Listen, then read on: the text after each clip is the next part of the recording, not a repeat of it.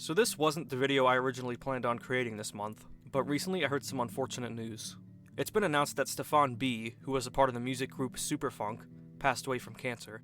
Hearing about this cut me pretty deep, not only because Superfunk was one of the first French house, and thus one of the first electronic music acts I looked into and really liked, but also because Stéphane himself was a subscriber to my channel, and he would sometimes comment on my videos, so I felt he deserved a tribute video of some sort. Let's get into it. To start, let's begin with the history of Superfunk. The group was formed in the city of Marseille during the late 90s and consisted of 3 members: Mike 303, Stéphane B, and Fafa Manteco. The first single they released, New Jersey, wasn't released under the name Superfunk. Instead, it was put out under the alias Dealers de Funk on a label called A-Tracks. It was after the release of this single when they switched over to the name Superfunk.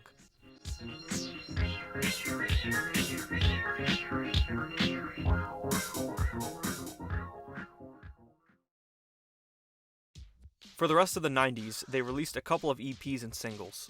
In 2000, Superfunk released their debut album, Hold Up, on the label Fiat Lux. The most popular track from the album is the song Lucky Star, which features vocals from Ron Carroll. It's a French touch love song similar to singles such as Majo's Lady and Stardust's Music Sounds Better With You. After the release of Hold Up, member Fafa Manteco left the group because he wanted to focus on his solo career. After this, the 2 remaining members teamed up with an artist by the name of Lisascha and formed a new group called Superfunk Inc. Under this name, the trio only released 2 singles, Lover with Ron Carroll and a cover of Joe Smooth's Promised Land, also with Ron Carroll.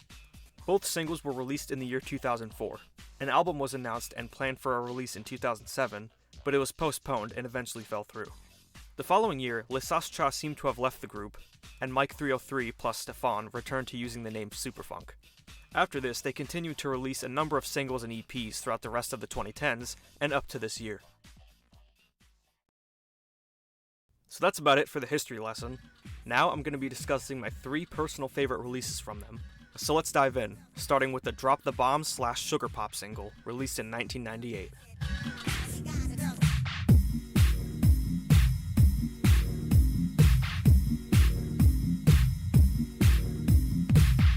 Drop the Bomb is the more interesting track, whereas Sugar Pop is the catchier track, which makes sense given its title, but both tracks are very enjoyable regardless.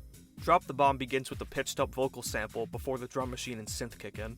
To me, this track sounds like a cross between Deep House and Filter House. It works well in my opinion. There's also this other vocal snippet added in later in the track. Sugar Pop, meanwhile, starts with the vocoded sample saying, afterwards, the usual drum machine pattern is added, and the main sample comes into play. As you can hear, this track is a bit more straightforward than the former, though one thing this track shares in common with Drop the Bomb is the addition of another vocal sample. Good stuff nonetheless. Both tracks are quite detailed and are fun to listen to. The next release I want to discuss is the first album from the group, Hold Up, released in 2000.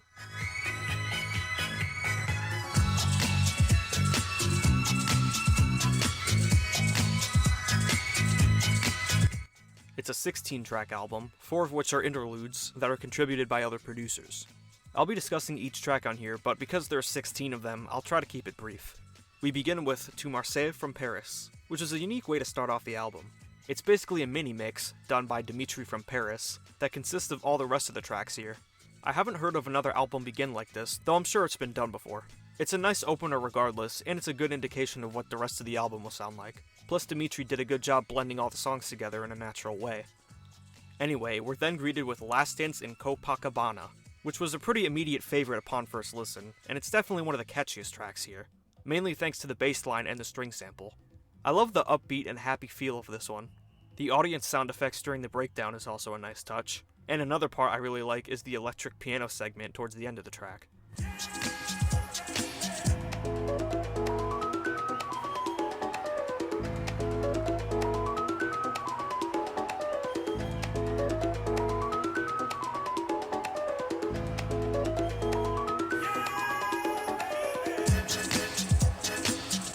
There also exists an alternate version of this track called Last Dance and I Come Over, which features added vocals from Everest Polias and a new version of the instrumental, though still being centered around the string sample.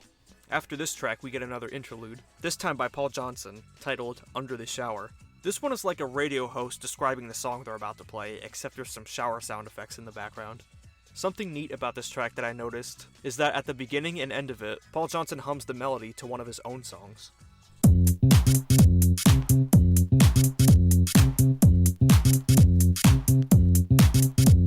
Down, down, down, down, down, get down, down. No, I'm just playing. That's what gives me right there, man. That hello dog. Let me be your lucky star. Shine it down. Next, we're led into the big single from this album, Lucky Star. In all honesty, I don't have much to say about this one. You listen to it once, and immediately you'll understand the appeal. Great vocal performance from Ron Carroll, punchy and catchy instrumental. It's just a nice romantic dance tune with a really strong feel-good vibe. No wonder Superfunk would go on to collaborate with Ron Carroll multiple times after this album. Following this song, we get The Young MC, which, as the title suggests, features vocal snippets from what I think is a kid. One of the few times a singing kid actually sounds good. The instrumental here is a little more stripped back than the tracks that preceded it, but it's a fun song nonetheless. Counterclockwise and Endless Street are a pair of energetic instrumentals that are centered around the usual vocal samples. Both tracks also have very nice synth bass lines that give these tracks a heavier feel to them. Well, that and also the drum machine setting they used. In between these tracks is also another interlude called Let's Bounce, this time courtesy of DJ LBR. It's nothing really special to be honest, but it at least provides the album with a little break. Plus the vocals that say funky dope are mildly entertaining. Next we go to the title track, which is the darkest song of the bunch, due to the use of gunshot and police siren sound effects, as well as this part. Okay, everybody, lie down on the floor and keep calm. This isn't a bad thing at all though. It actually helps the track stand out more. In terms of its production, it's similar to Endless Street in that it features catchy synth-based melodies, as well as plenty of the usual vocal samples, most notably this one. Get down, everybody. Get down, everybody. Get down, everybody. Get down, everybody. Get down, everybody.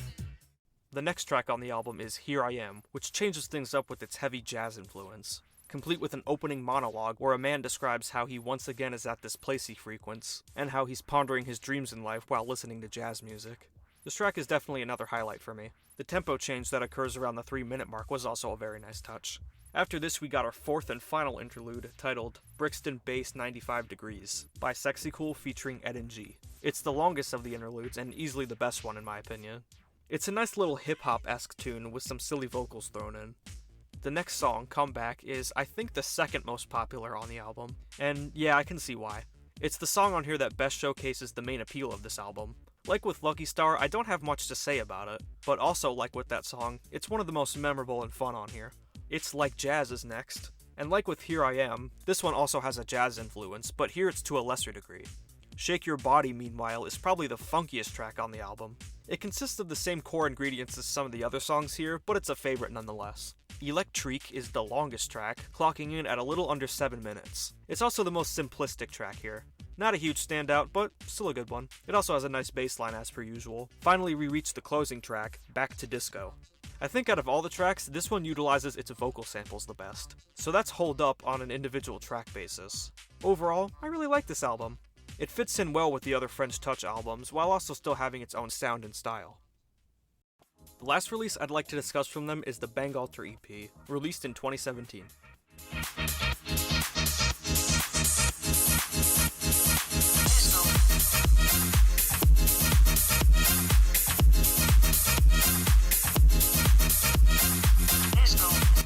As you were probably able to guess, this EP was named after Thomas Bangalter, who of course is best known as being one half of Daft Punk. Anyway, the EP consists of 2 new tracks and 3 remixes. We begin with the title track, and right away we're shown what sounds this EP explores. The track is a punchy new disco throwback, with a fat bass line and filtered horn loops. It's got some real energy to it, and it's a great way to kick off the EP. After this, we get 2 remixes of the title track. One is by Lifelike, and the other is by Sedat the Turkish Avenger. Both of them are artists I like a lot, by the way. The Lifelike remix is pretty similar to the original, but it's nice to have here. Sedat's remix, meanwhile, puts a bit of a darker spin on the original, while still also having some filtered funk loops. A great remix for sure. Next we have Disco Ball, which in terms of its energy is more laid back compared to Bangalter. The track is mainly centered around a bit crushed bass line and horn samples, which I thought was interesting. There's also a remix of this track that Superfunk did under the old Dealers to Funk alias, though it feels more like an alternate version than a remix, as it's very similar to the original, just without the bit crush effects. It's still a fine inclusion regardless. Now before I close this video, I want to ask a question. What will be the future of Superfunk? Due to the tragic passing of Stéphane B, Mike 303 is now the only remaining member of the group. So the way I see it, there's a few different options. Mike could instead choose to focus on a solo career, Fafa Monteco could maybe return to the group, or maybe a new member could join the group, who knows. Regardless, even if there's no more Superfunk releases from this point forward, they've certainly left their mark on the French house scene, and they've cemented themselves as one of the best. My condolences go out to Stéphane B's family and friends. May he rest in peace.